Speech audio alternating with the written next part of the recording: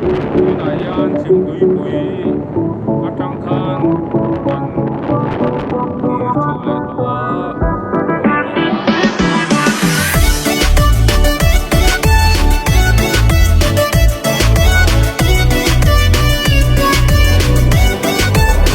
Dai fino a correre, zinca da tuan, sirva ansame,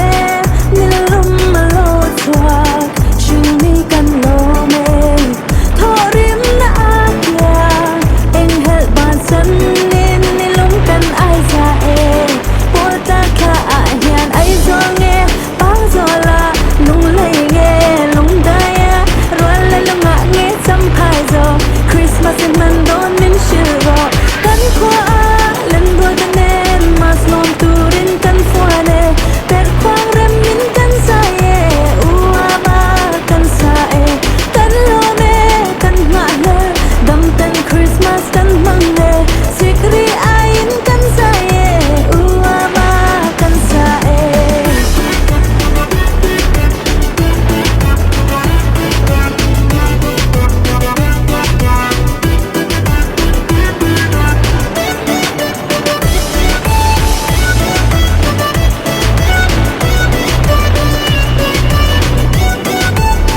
Kevin na herne Siam tu kut swat Chiao thum ngọt môi tu Thấy sẽ chen ca nuam Càng xa mình pare Kong si dan mo e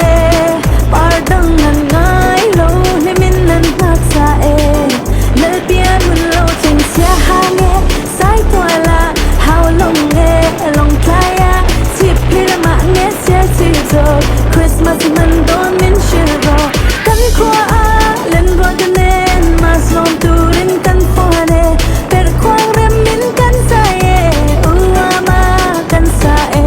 kan lome kan ngale dam ten Christmas kan mangne sikri ain kan sae uama kan sae